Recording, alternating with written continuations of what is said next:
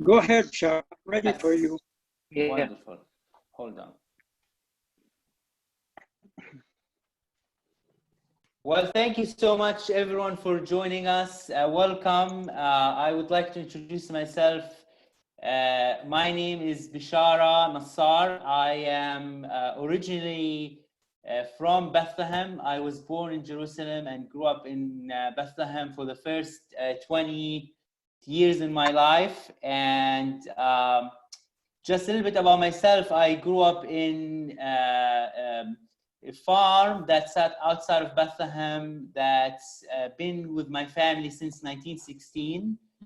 Currently, the farm is under the threat of confiscation, where the Israeli government is trying constantly to take it and build a settlement. And really, that has inspired me to become the person who I am today and educate people about the Palestinian story in general and our culture and our history. And you know, I came to the United States in 2011, and coming to DC in 2011, I was really struck by all the museums, memorials, monuments in Washington, DC, the different museums that tell and share so many stories from all over the world. Whether you go to the African American Museum, whether you go to the Native American museums, whether you go to the Holocaust museums, or Chinese museums, Japanese museums, there's so many stories, there's so many rich stories that has been told in Washington, DC over and over again. And you know, what was missing for me is sharing the Palestinian story. That was what was, you know, missing. What was missing is really having a museum to share our stories as Palestinians. So this is where the idea came about, to create a space, to create a museum in Washington, D.C. to share the Palestinian story, especially that, you know, being in the United States, what I saw that our story is full of misconceptions. So whether, you know, we see the Palestinian story mainly in the news, in mainstream media as a news item, whether we are victims or we're violent people. And what I wanted to create from this museum is a third way where Palestinians, we're showing Palestinians in a human way, showing Palestinians as people who are entrepreneurs, as people who are artists, as people who are full of resilience, which we are in the face of oppression, in the face of what we're going through. And really create a possibility in the world where the view of the Palestinians is being transformed, is a possibility. It's not just an idea, but it's possible that our view in the world is really transformed, and people see us in a different light through this museum. Using culture, using art, using storytelling, stories, not just sharing one story or sharing my story, but sharing so many stories from Palestinians all over the world, sharing stories like Hasan, sharing stories like Mohammed, Mo, sharing Palestinians who live in Palestine, Palestinians as refugees, and also Palestinians throughout the diaspora. Like, we have a big number of Palestinians in Chile who we don't also share their stories a lot. So our message of the museum is many stories, one heart. So it's really about sharing so many stories of the Palestinians and inviting Palestinians and non-Palestinians, inviting our audience, whether it's mainly Americans, as we're based in Washington, D.C., to transcend the borders and transcend politics, religion, racial, and inviting people to discovering themselves through discovering their humanity through getting to know us. Just a little bit about how the museum started. We started as a traveling exhibit that started in Washington, D.C. in 2015.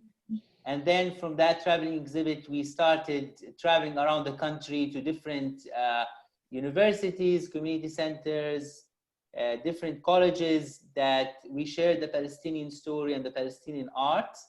And we kept creating the organization, and we created eventually a permanent space in Washington, D.C. Last year, and we opened in June 15th of last year.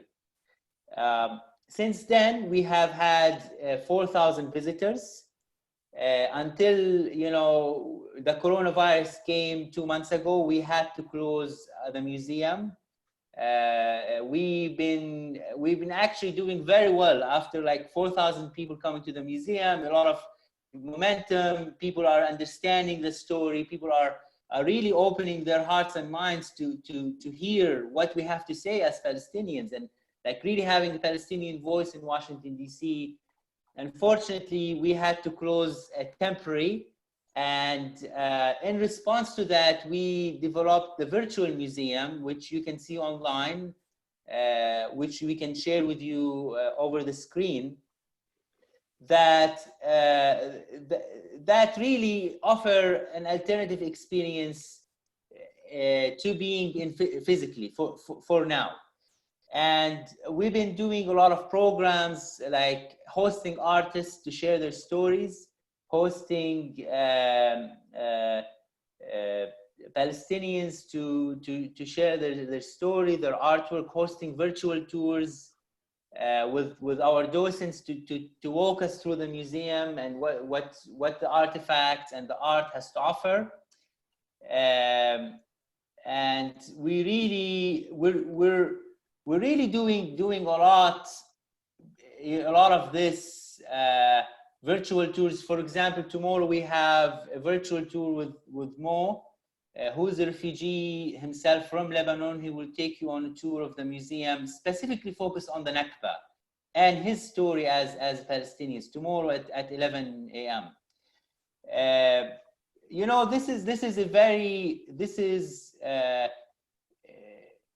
really a small operation, but we're really creating a big story in the world.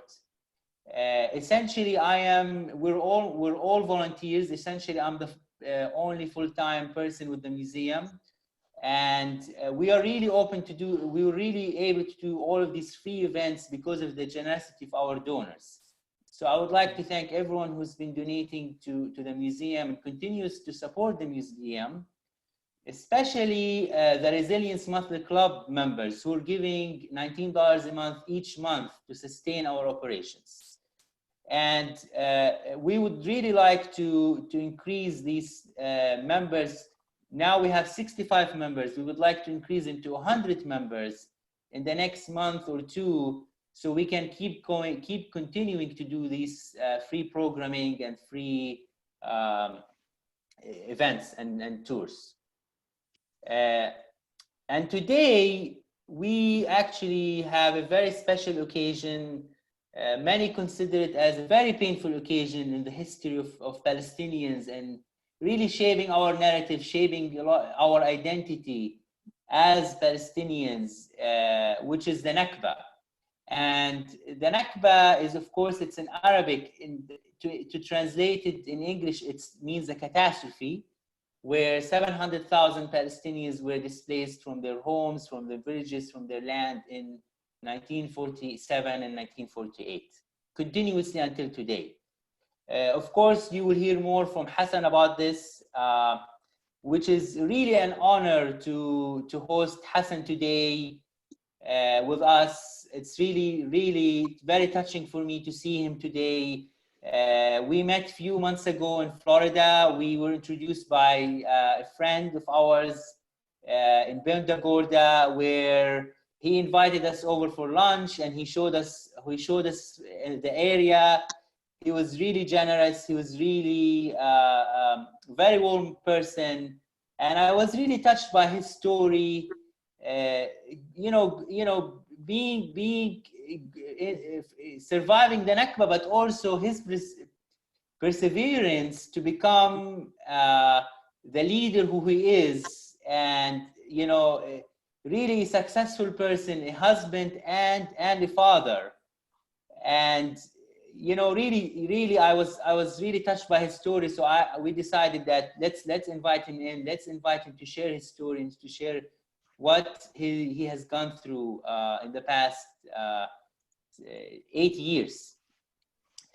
So allow me to introduce Hasan, and this talk will be moderated by Mo or Mohammed, who is actually a refugee himself from Lebanon. He's a refugee from Lebanon, and he immigrated to the United States 15 or 20 years ago. And I wish it was 15 years ago. It's 20 years ago, yes. 20 years ago. Thank you. And I don't want to take it long. I would like to transition this call to Mo, who will start with us today. And thank you all for being here, and thank you for your support. Thank you so much, Bshara. It is my absolute pleasure and honor to introduce Hasan Hammami. We actually had a couple of conversations before this talk, and I came away completely inspired and by his story, and of course saddened by the loss. I mean, the Nakba is not just a historical event. It is a continuing phenomenon that impacts generations, from someone like Hasan to someone like me as well. So a bit about Hasan before we get started. He was born in Jaffa, and his father was actually in the citrus business. But like most Palestinian families or Palestinians at the time, they lost everything in the Nakba, and they had to start all over again. Hasan became a stateless refugee at the age of 15. And between 1948 and 93, he has moved to over 23 countries in search of education and livelihood. But now he currently resides in Florida. I don't want to, there's so much more to the story, but I want Hasan to start. So Hasan, is there anything else you'd like to add? And of course, thank you again for being part of this. Thank you, Mohammed, and thank you, Bshara. The subject goes to the heart of myself and 15 million Palestinians all over the world. There are more Palestinians outside of Palestine today, between the Jordan River and the Mediterranean Sea, than there are inside what's left of Palestine, including Palestinians who are Israeli citizens. I am a Nakba survivor. This is not a stunt I'm talking about, like people who talk about Holocaust survivors. I am a Nakba survivor. I'm 87 years old. The Nakba took place when I was 15 in 1948. So that adds up the years together. So I've been essentially outside of my country, Palestine, for 72 years. We lived in Jaffa, a pre-biblical city, in a big house. I came from a family of 9 children, 5 daughters and 4 sons. Jaffa, my hometown and roots. I was going to start talking about this from a personal viewpoint and then bring in the national and Palestinian. So I'm only one of 15 million Palestinians, but our stories all linked together. Jaffa, my hometown and my roots, was a prosperous pre-biblical city of about 100,000 people.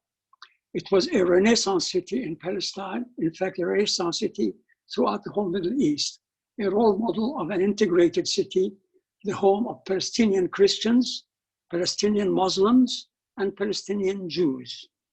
Let me repeat, and I'll repeat it another way. I went to the Christian Brothers School, the Fair School in Jaffa, which was an all-boys school, and the fellow students were Palestinian Christian boys, Palestinian Muslim boys, and Palestinian Jewish boys. Palestine is a country that's been there for a long time, well before Abraham, our patriarch, moved with his family from Ur in Babylon and came to settle in Palestine. In any one day of the week, you could hear church bells ringing at the same time as muezzins making the call for prayer in respect of one another. We lived together. Jaffa was known as the mother of the stranger. It was a welcoming city because essentially it was the port of entry for most European pilgrims into Palestine for centuries. And it was also known as the bride of the sea. So it attracted minorities.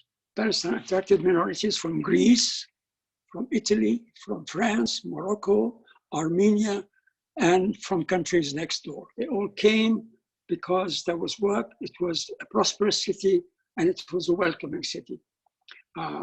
We had 4 newspapers, 5 cinemas, a broadcasting station that sent broadcasts throughout the Middle East, several clubs of different sports. It was a magnet for music and culture from different parts of the world, mostly from the Arab world. In the latter part of World War II and the immediate post-war period, Jaffa had a very lively democratic movement. It had a city government, which was made of a city council and a mayor. And in fact, in 1946, during the city elections, my father hosted a great big reception with tents outside of our house for my uncle, Hasan Hammami, who was running for city council. And he asked me to make the plea. So I got up in front of the microphone, and I was barely, I think, 12 years old, maybe 12, a bit more. And my first political speech was, I welcome you all in the name of the Hammami family and in the name of all of the Jaffites. I want you to vote for my uncle, Hasan Hammami.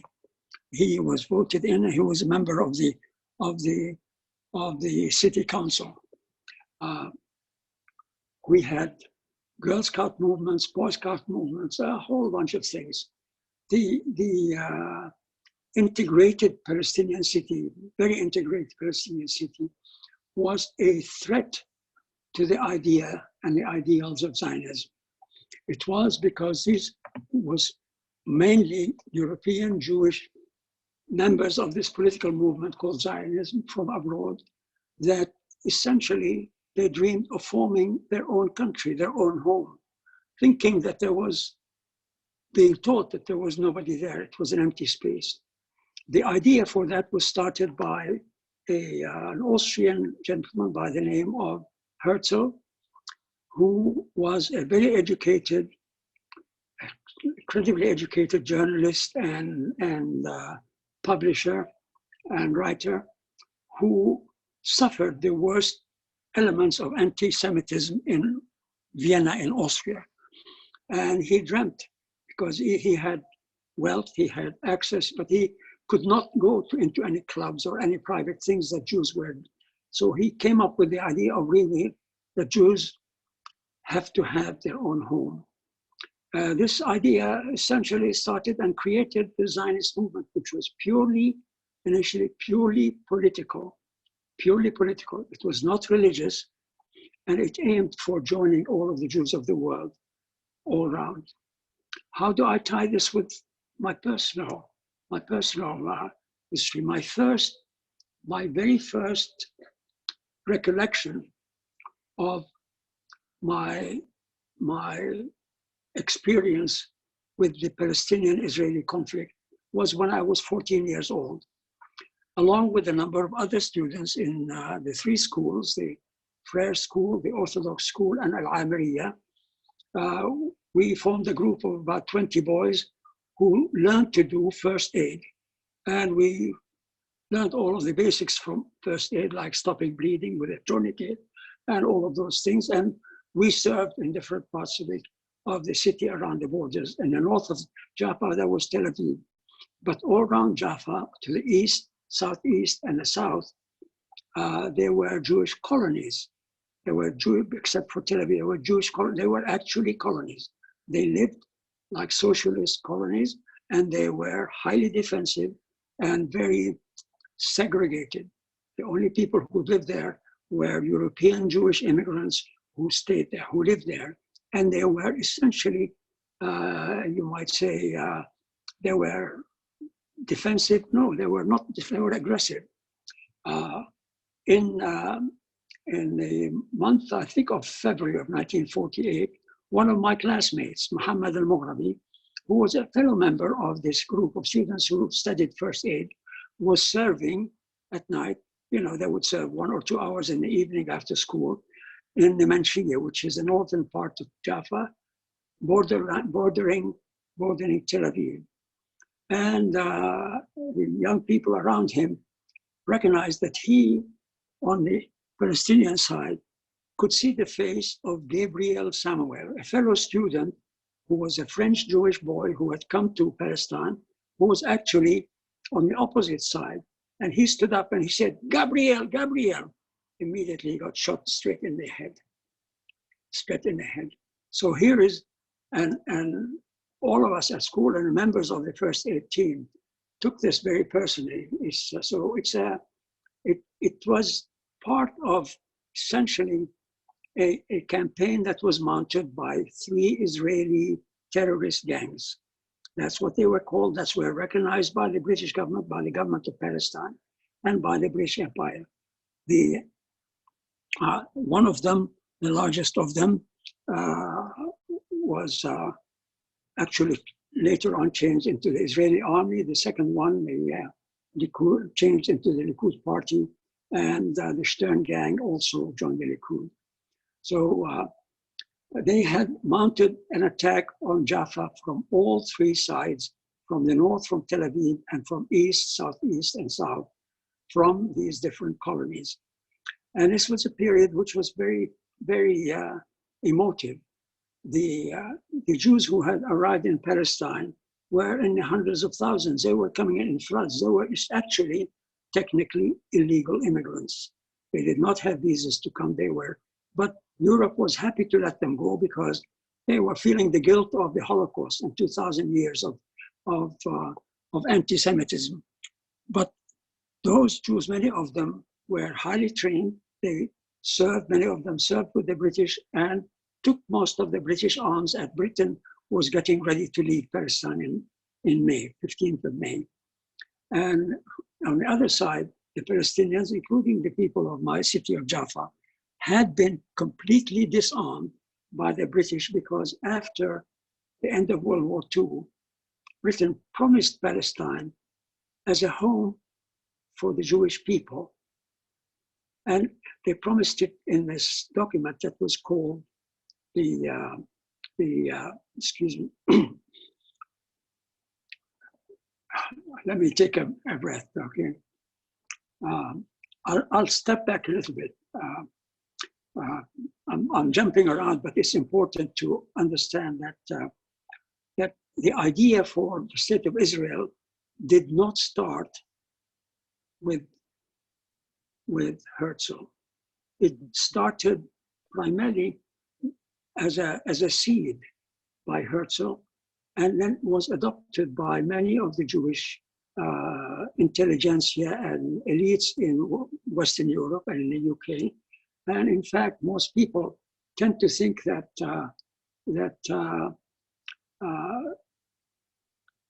the British promise that was given to Israel in 1917 by the Balfour Declaration was the first start. In fact, it wasn't.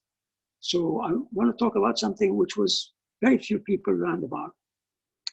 In the early 1900s, the British Empire was anxious to look forward at continuing to grow throughout the world. And the prime minister at that time was not very well known outside in history, was Henry Campbell Bannerman. In 1907, he appointed a royal commission to make DEFRAPOS to essentially develop the strategy for how the British Empire would continue to survive. And one of those royal commissions had to do with what to do with the Middle East as the Ottoman Empire was breaking down, and how to take advantage of it. And the notion of the Jewish state as a buffer for the West had been long held desire among imperial strategists. A conference was made in 1907 that reported to the British cabinet, and essentially it came up with the following statement and a report. It talked about empires being formed, enlarged, and stabilized, so very little before they disintegrate and disappear. They were afraid about disappearing, about not being able to supply the Royal Navy, fighting machine of the Navy, and the commercial Navy with fuel around the world with coal, which is impossible to feed, but oil had been discovered. So the conclusion from this Royal Commission is very simple. Essentially, it was established to look at the question of what to do with Palestine and all of those states. And it said to fight against the union of popular masses in the Arab region or the establishment of any intellectual, spiritual, or historical link between them. This was at a time when there was a beginning of a renaissance in the early 20th century among educated Arabs throughout the Arab world, even though they were occupied by Turkey, they wanted to see. And the report essentially summarized and was submitted to the Prime Minister, Henry Campbell Bannerman. It's worth understanding this. It's only been released 4 years ago. It was covered up by the Secrets Act of the UK.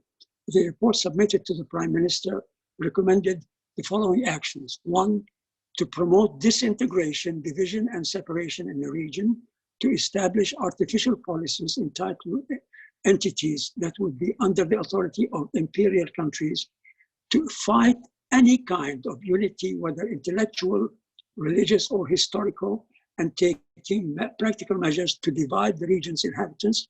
And 4, to achieve this, it was proposed that a buffer state be established in Palestine, populated by a strong foreign presence, which is the Jewish people of Central and Eastern Europe, which would be hostile to its neighbors and friendly to European countries and their interests. That was the first strongly legal document that started the whole wheel of events. So I'll go back to my personal story. So in March, April, and May, beginning of May 1948, Jaffa was under a 24-hour-a-day, 7-day-a-week barrage of bombing using weapons that had been left by the British Army against Jaffa. Why? Jaffa was this dynamic city, highly integrated, and represented a threat to the idea of a Jewish state made up with Jewish people, and where primarily they were the rulers, the owners, and it was their home without any, that's Zionism, without any non-Jewish people, without any Palestinians. So while as a kid, I was learning to be a first aid worker, I could see what was happening in those precious few weeks before the Nakba. Several Arab villages came under significant attack, and there were massacres. Many were famous, well known, as Deir Yassin, but many others really are only in the books of history. It became impossible for us to protect ourselves. We asked for help, we were defenseless. The Arab countries were divided, they provided no help. So my father and most of the people of Jaffa and the city council of Jaffa decided essentially to evacuate the city rather than have everyone being butchered like they were in Deir Yassin and any of the other massacres. And my father booked tickets for all of us on a ship that was due to leave on I think the 30th of April, called the SS Argentina, from Jaffa to Beirut. But the Jewish gangs were bombing at it in the sea, so the ship was not able to arrive. The thing, before I get to that, I missed a particular incident. About 2 weeks before that date, there was a first terrorist car bomb that was exploded inside the city, inside the heart of the city of Jaffa, in what used to be called the Saraya, which was the governor's palace, which had been changed into actually an orphanage. And it had inside it about 120 orphan boys and girls and a few caregivers right in the city, in the center of the city in Clock Square. And a car that had been filled with bombs, it was the usual practice of those Jewish terrorist gangs, placed just between that building and the next building next to it, which was Barclays Bank. And it was exploded one night during the weekend in the very early hours of the morning. And literally all of the orphans and their caregivers were killed and buried, literally under the rubble. That was the next panic that forced all Palestinians to leave, because the alternate story is that most Zionists give is that people didn't have to leave, didn't want to, they were scared, they were told by their rulers, leave or whatever. There was no way out to survive. So instead of not being able to get on this ship, the SS Argentina, for 1 day, 2 days, 3 days, my mother and father there were 9 kids, needed anything to get out. And so there was in the port of Jaffa, which was a port that served the whole of the citrus industry, most of the citrus industry, there were several cargo sailing ships. They were primitive, they were big, they caught cargo, and we all actually got into a car and got down to the port and found our way into this cargo ship, and along with about 3,000 other people, men, women, and children. We were packed like sardines, not like this, but sitting like that, inch by inch, shoulder by shoulder.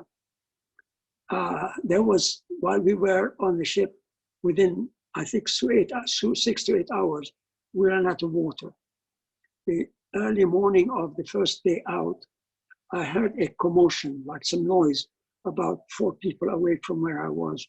And what it turned out to be was a Palestinian woman who was pregnant, who actually aborted her baby. She lost her baby, and she was surrounded by women. And I was a 15-year-old boy. I was curious, but I didn't have any terror in my heart. I had empathy, sympathy for all my people who were under all of this horrible pressure. And they wrapped the baby in some cloth, said a prayer on the baby. I don't know whether it was a boy or a girl. And they gave him a burial at sea, gave the baby a burial at sea. We were in the sea for 3 days. This is, by comparison, if we had gone on the SS Argentina, we would have been in Beirut maybe in about 14 hours. Instead, we were 3 days without water. And we landed in the southern port in Lebanon called Sur, Tyre. I think, Mohammed, you were born not far from there, right? Actually, I was born in Beirut, but my mother is from Sur. So my mother's actually Lebanese, which actually drives home that I'm still seen as a Palestinian refugee by Lebanon, despite being only half Palestinian. But yeah, no, my mother's from Sur. See, we are an integrated people. The Palestinians, essentially, as I started by talking about Jaffa as being a welcoming society, welcoming city. My mother originally came from Beirut. Her great-grandfather moved to Jaffa actually in search of work, and he became a merchant. Anyway, when we arrived in Tyre, there was this huge crowd or assembly, I mean, a huge amount of refugees coming from Acre and Haifa and from northern Palestine. There was nowhere to stay. So my father found a couple of taxis, got us into them, drove us into a hotel late in the middle of the night in Beirut, and the following morning set out to find a place for us. He looked for a whole day and a half and came back and had found a house in the mountains of Lebanon, in Fanoura, and we moved right out there. So we were actually, after we left home, we did not sleep in a bed for 7 nights. And of course, we weren't excited, but that first weekend in Fanoura was when we caught up our emotional kind of statuses, started pulling together. We were refugees. Suddenly we were stateless. My father had drawn out some money from the bank because everyone thought this would be a matter of maybe 6 to 8 weeks and the United Nations or the world will come to its senses and it will be resolved. But now here it is 72 years later. Not only is it not resolved, it's getting worse by the year. And what was given to Israel, 54% of Palestine in the first UN partition plan, is now like 90%, and they're in the process of essentially expropriating most of the rest of the West Bank. As a refugee, I went to school in Shuaifat, in the National College, and started my education in AUB for 2 years while my parents lived on what little money he got out. And as goes in Arab society, in Palestinian society, middle-class people always wore jewelry. Jewelry was like mobile wealth. And so we lived on that for 2 years. At the end of my sophomore year in Beirut, I had to go out and find a job because my father had been looking for literally 3 years to find and create work as a citrus grower and exporter. There wasn't enough land in Lebanon. He tried Libya, he tried northeastern Syria, tried other places. And I volunteered. I said, I'm going to go. So I went to work for an oil company, which is now the largest oil producer in the world, called Aramco. As an 18-year-old, I lived in a work camp, For people who know what a work camp is. This is essentially minimal living conditions with no facilities, hardly anything, in the middle of the desert outside Dhahran, where I had a room with another Palestinian refugee, and we were stateless, homeless, young Palestinian refugees with nowhere to go, but we had to work. That was a character building experience. Never felt sorry for myself, never felt angry against the world, never wanted revenge. I was looking for survival for myself and my family. And that is the great characteristics. This is not a personal story. It's the characteristic of 15 million Palestinians today. Many who lost everything, literally lost everything, and had to start from scratch. So from a boy who grew up as the first boy after 3 girls, pampered as a young prince, here I was 3 years later, a stateless, homeless refugee living in a desert in a work camp. But I survived it, and I learned a lot. It built up my character. And a few years later, I was helping my family. I never thought that was something particularly special. I thought it was just the thing to do. It was a normal, familiar, cultural thing to do. And I look at it, to me today, that it was a blessing that I was able to do that. It wasn't a curse that I lost everything. It was a blessing, the other side. And this is the story of the Nakba. We have all been cursed by the Nakba, but the Palestinian people have never gone and will not go. And I will go to one particular statement I think is important for me to say, is that no empire, no colonial power, and no regime in the world can survive by suppressing other people. History has shown this and shown that what's on the horizon is inspired by what's at the root of Palestine, and it will be a place one day, I hope, that is a role model for people of the 3 faiths living together as equals, no preference to Jews, Christians, or Muslims, or atheists for that matter, and complete separation of church, mosque, and synagogue from the state. Is that possible? I think it is.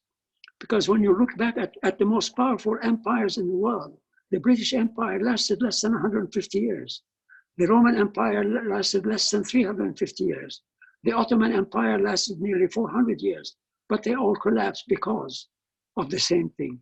They cannot survive on the basis of simply continuing to oppress the people who are members of the society, under them. So let me go on.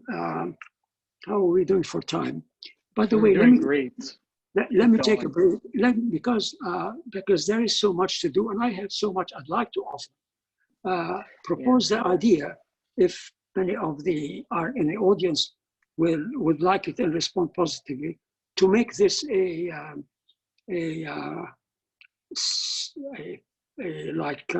version one or scene one of a series that I would be happy to give to the Museum of the Palestinian People, because I'd like to open the time for people to ask questions, to answer them. I've got so much to offer about the history, like what I said about, for instance, Henry Benjamin, Campbell Bannerman. Mm-hmm. It's not even published in books today yet. It will be before long, because it was uncovered by the Official Secrets Act until 4 years ago. Yeah. And the connection with that, I want to bring it back in and then open it for questions.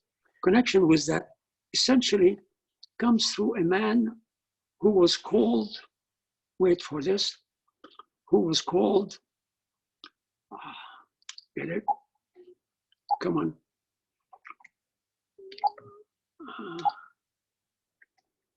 He was the British governor of Palestine, the first British governor of Palestine, who came into Palestine on the head of a very small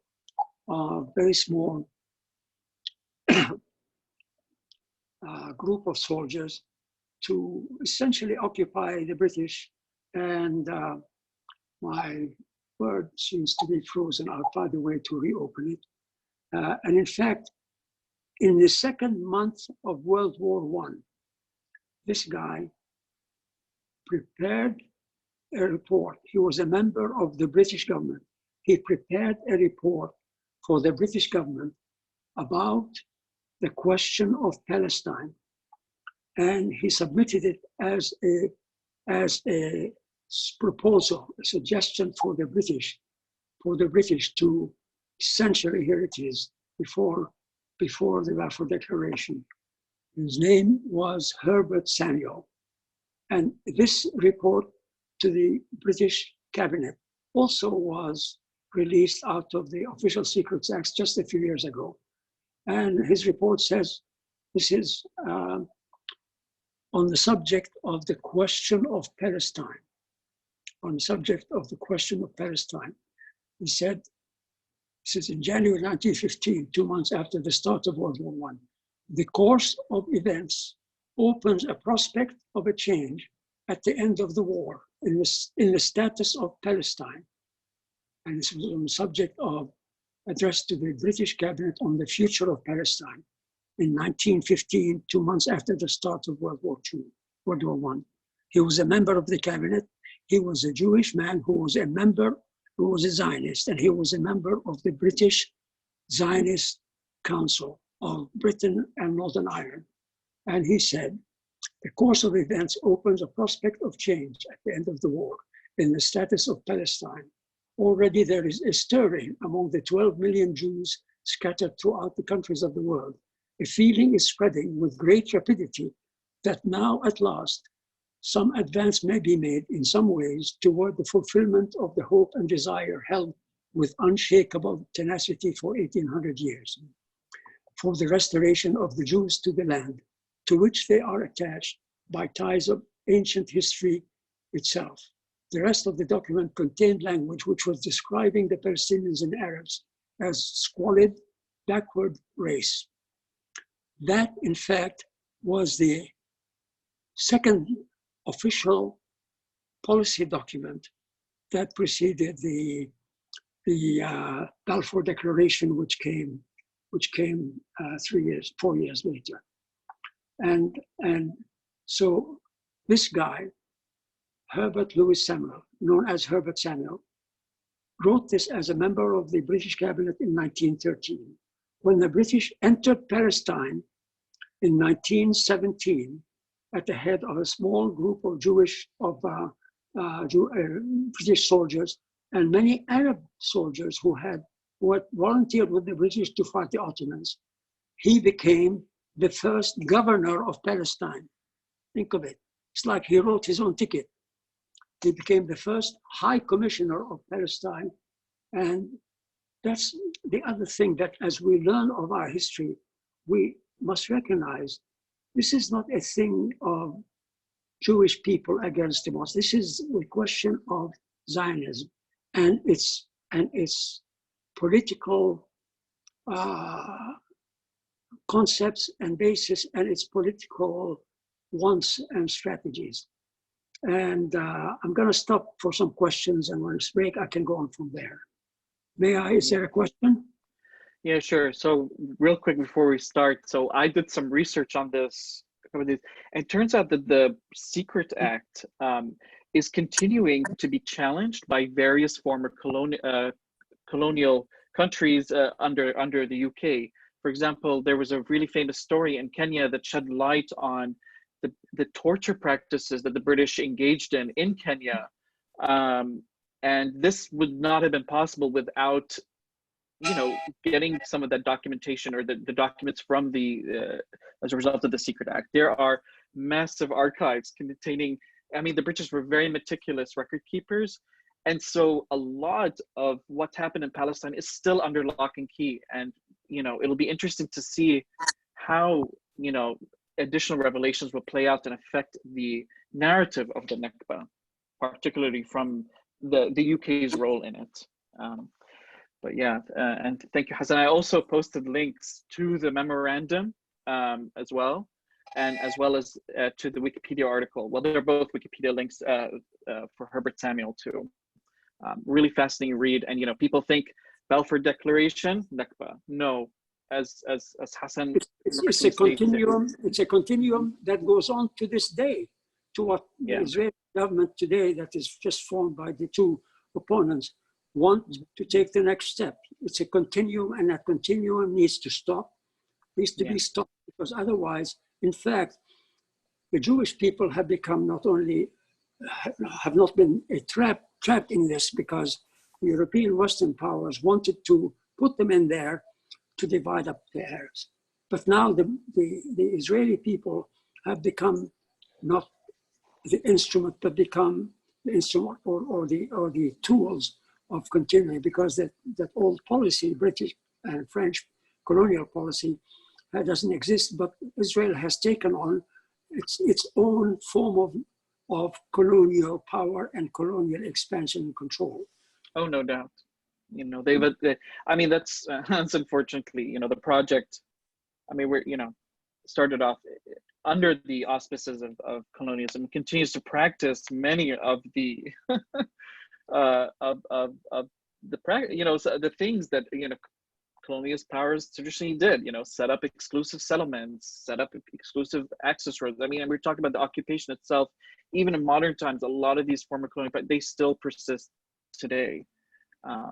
You know, I mean, refugee issue aside. So anyways, Hasan, I do have a couple of questions, so let's start here. So the first one I'm gonna talk is from Rose, and she, and then I will get to yours, Fadwa. I did have a question of clarity for that. But Rose's question is, Zionist militias surrounded Jaffa on the 27th of April, and when you were still there, and can you describe what you recall and what you saw? That's absolutely, what I saw was a complete terror, the feeling of people of 100,000 people, which until a few months before was an open city, a welcoming city, a fully integrated city, which had become like a prison being shelled from the south, east, southeast, east, and north from Tel Aviv by the three terrorist gangs, the Haganah, the Stern, and the Irgun.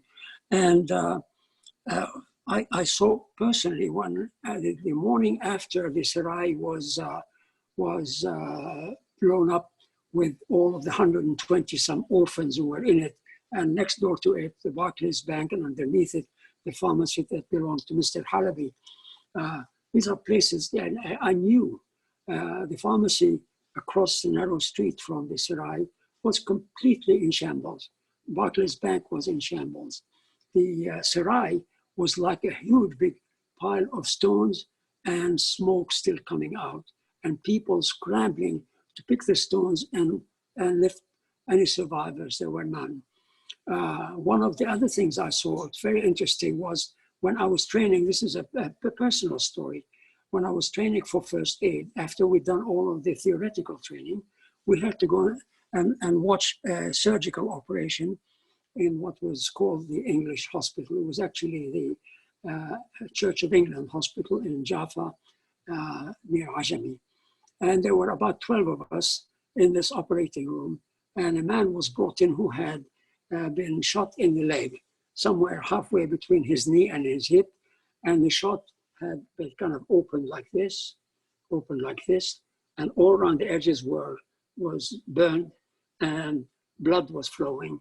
And we were standing, this wasn't like a operating theater where you watch from above. It was right behind the line of surgeons and nurses. And two of the young boys next to me were looking at this and they immediately went plump. They passed out. It's the natural thing for, they were kids, they were 14, 15 years old. And I kind of collected my thoughts. I don't know where they came from. I said, Hasan, keep your eyes open, keep focused, and breathe in. And I kept standing. Luckily, that man's leg was saved, and he was fine.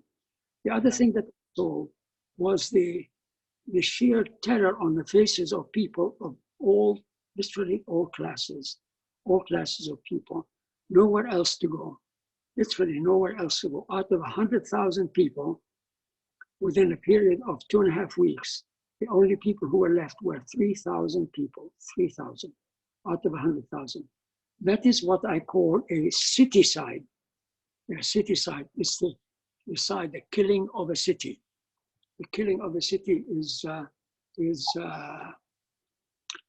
what had happened to the city of Jaffa, when out of 100,000 people, there were only 3,000 left. And a few years later, when I came to visit in 1993 for the first time after many, many years after 1940, it was the first time I visited Jaffa.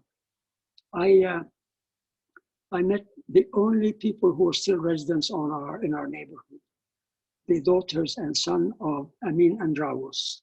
Amin Andrawus was a Palestinian family man with 3 daughters and a son, and he was from the Church of England. Our family were Muslim. Next to us or behind us, they were west of us. South of us, there was a pharmacist by the name of Abu Mina Ghattas. He was a pharmacist. His son's name is Mina Ghattas. He's now alive and in Boston. And he's very much part of the memory of Palestine. To the east of us, there were the Bawashis, who were Greek Orthodox, and there was another family, Salame, he had a small flour mill, and I think they were Church of Scotland. So we were an integrated society, but at the same time, everybody was terrorized. It wasn't just the Muslims. This isn't a question as the Zionists presented, a war between Judaism and Islam.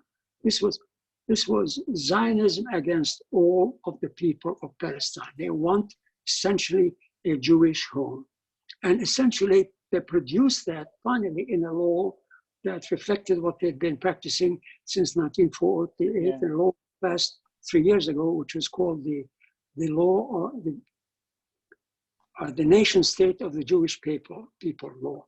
And essentially that law enacted rights and laws that gave first-class privileges to Jews and third-class privileges to Palestinian citizens of Israel, and no privileges at all to Palestinians under occupation or under blockade in Gaza. And this is now 2020. This is not the 14th century. This is not the Dark Ages. Also, this is 2020. This is not the age when there are countries that are built on religion. All modern countries separate religion from the state, except for 2 countries in the world. Guess what they are? Israel and Saudi Arabia. And Israel presents itself as a common and new modern democracy. It's the only country in the world that has a democracy based on one religious people, same as Saudi Arabia, except it's not a democracy. Saudi Arabia, it's a royal regime. But they have this thing in common. Wake up, world.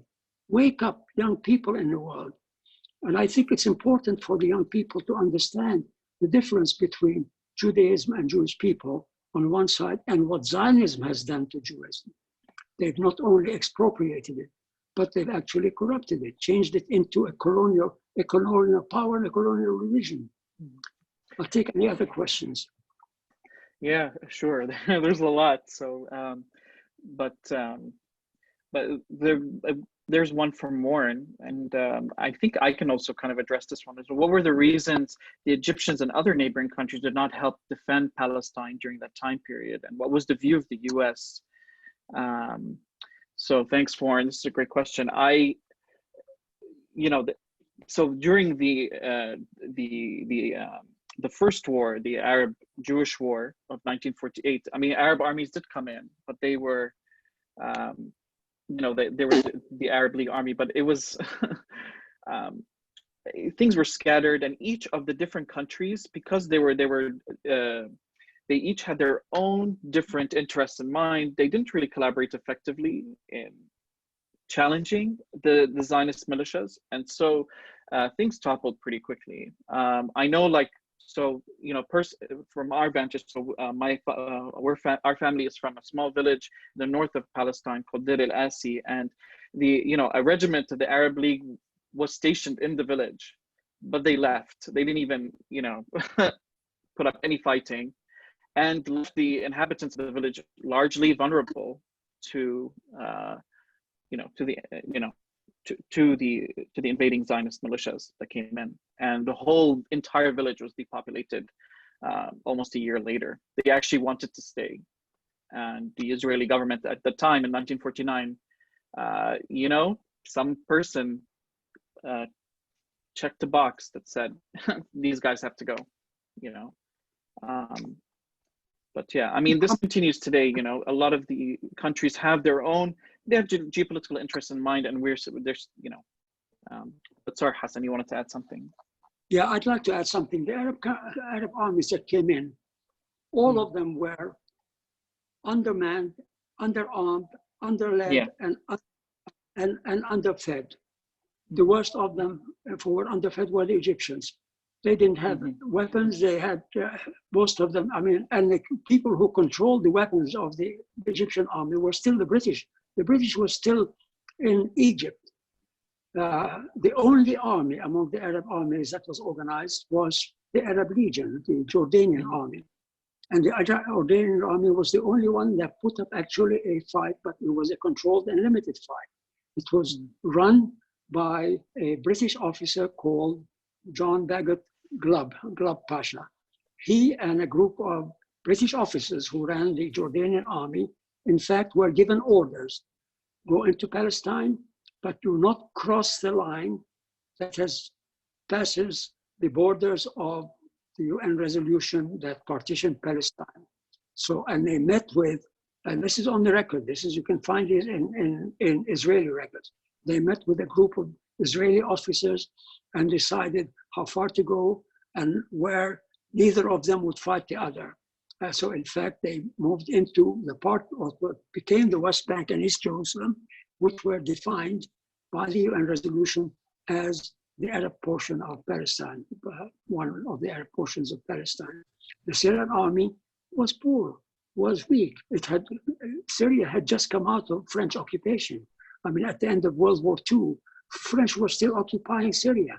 And there was a lot of emotion, but there was no weaponry, there was no leadership, there was no organization. They didn't have the resources. The reality that's also coming out is that the fighting forces that Israel mounted at that time were close to 100,000. All you need to do is check the books of some of the Israeli writers and they were extremely well organized. They'd fought and been trained by the British in World War II, and they had taken over most of the weaponry that the British Army and Navy had left behind. So the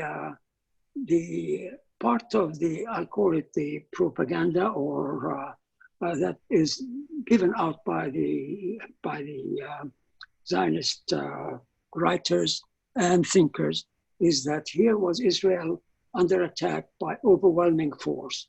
It was underwhelming. It was not overwhelming. It was confused. It was chaotic. It was underarmed. And they couldn't put up a fight. And the governments had their own agenda. They were barely survival. Yeah. Any other questions? Yeah, there are just a couple more. Sorry, I know there's a lot of questions in the chat, so I'm going to try to get to as many as I can. But this one's from Manal, and her family's from Gaza, and she asks, can you please share more about daily life before the Nakba? I know you touched upon a lot of this, but even I, when I first talked to you before, like there were a lot of things that my grandparents didn't really want to talk about.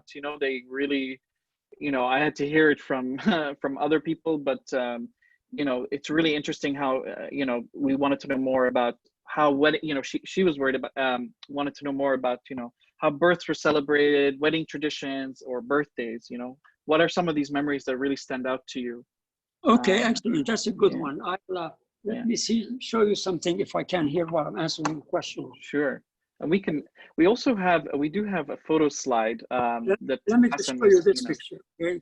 As I answer that question, this was Hasan Hammami. This was Hasan Hammami 3 weeks before he was circumcised. Okay, let me tell you. So, Muslim boys are circumcised like Jewish boys are circumcised. Yeah. But because I was the first son after 3 daughters, my father and mother didn't want me to get circumcised until later, until my brother was born. And so they had a plan to bring the circumciser with his little box, which essentially said mutahhir, which means mutahhir. Sure. And he was supposed to come to, and we knew who he was because little boys are scared of him. And so they gave us gifts and things, and they gave me this nice, and had this studio photo taken. And a few weeks later, we were playing outside, and we saw the circumciser coming up the street. And so we ran away. However, we were scared to death. And we got home anyway, and he came in, and we succumbed. But there was, afterwards, there was a big celebration. It was like a big dinner and all that other stuff. There was a lot of, life was really very pleasant, was very lovely. In a sense, it was made up of school. The French Christian Brothers School was a school that was quite strict, ran 5.5 days a week, and we had lots of homework. We are past our time. I do have one more question. Okay. This one's from Christina, and I'm sorry, everybody. In the midst of such turmoil and fear while on the ship and in the work camp, what were the hopes that you and your fellow Palestinians clung to? And do you remember any specific moments of light in such horrible times? Oh, absolutely. In those horrible times, as I said, we never dwelt on the loss and the victimhood and the anger. We always looked ahead to the future, and the things that I was personally looking forward is being able to work myself out from this, help my family for the few years I was able to until my father could pick up, and then going back to school and building up a future. But within that future, always the dream was to go back to Palestine, to go back to Jaffa, and thinking that really Palestine as it was, and an English Jewish writer has published a book, Palestine, One Palestine Complete, that one day Palestine can be a state which is a role model, not only in the Middle East, but for the rest of the world, a role model for coexistence and respect and mutuality for all people, with essentially with complete compensation for the damages and the loss, just like the Jews received complete compensation from Germany and other countries, and which is appropriate, it's right. But a country which is based on equal rights, equal responsibilities with no distinction. And we were always thinking of that. This was kind of part of the thinking, not just of Palestinians, but of Arab nationalism. being also not only a country which is integrated, but part of a greater assembly of states, which are like a federal democracy. Well, Wonderful. I don't think we have any We more. have another 5 minutes because okay. it's until 1:15. So Okay. if anyone would like to unmute themselves and ask a question directly, that might be easier. Just there was one question I kind of wanted to address was, how do you feel about the way Lebanon has handled Palestinian refugees? And do you feel that they have the right policies, or they should? I won't dwell too much because there's a lot there to unpack. But growing up as a Palestinian in Lebanon was not easy. Palestinians aren't allowed to, Muhammad, when I went to Lebanon in 1948, and I was in Lebanon from 1948 to 1951, Palestinian refugees became part of the society. They were accepted, they were respected and attacked initially. And not only that, but many of the young Palestinian intelligentsia initiated and started and founded significant new businesses and banks and airlines and organizations in Lebanon. The problem came when essentially Lebanon became the subject of fighting powers wanting to divide up Lebanon in order to control it, to divide up the Christian Maronites from the Sunnis, from the Shiites and the Druze. And the fact that in between those, the Palestinians were the ones who were still left in refugee camps, were like between lines of fire. They were in a country which had limited resources, limited jobs, and Lebanon was unable to, and then ended up drifting into a system where they look at them as unwanted refugees, but they're stuck with them, which is a horrible situation. Yeah, I mean, it speaks to generation. Even my father. So when my father was only a child when he was expelled from Palestine, but he grew up in UNRWA schools, and he said that he saw the destruction, the deliberate destruction of the Palestinian community in Lebanon. Today, the increasing laws designed to regulate and control. I mean, this is actually the story of Palestinians everywhere, really, even in the Arab world. But yeah, particularly in Lebanon. I mean, they went from truly with two exceptions. The first exception is Jordan, which accepted of Palestinian refugees some of them became Jordanian citizens, and Syria have a much more honorable, Syria has a much more honorable record with Palestinian refugees. They have exactly the same records, the same rights as other Syrians. They have free access to schools and property and work and right of freedom and so on, except the right to vote because they are not Syrian. However, the rest of the Arab world really, in a sense, either want the educated Arab Palestinians to work but keep their mouths zipped and don't make waves, or they don't want them at all because essentially we're ruled by a lot of corrupt governments. Yeah. So okay, yeah. Hasan, there is a question that's been, or a comment that's been recurring for people. Have you written a book, or are your stories written somewhere down that people can? I've written what are parts of a book.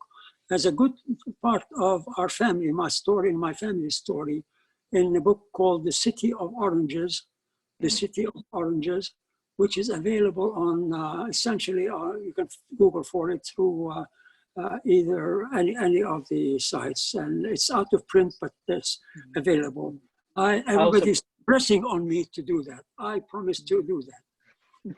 I also shared an article, the one that you actually sent me, Hasan. It's on the Memories of Palestine website.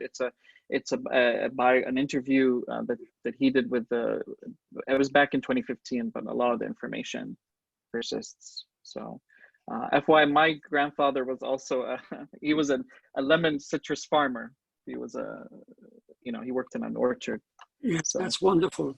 I'd like to suggest if there's a way to do this, to call this episode 1, and with a program with several episodes. I'd be very happy to make my time and energy and knowledge and emotions to help the Museum of Palestinian People and essentially help our people reach their rights, their self-determination, and be a role model for people.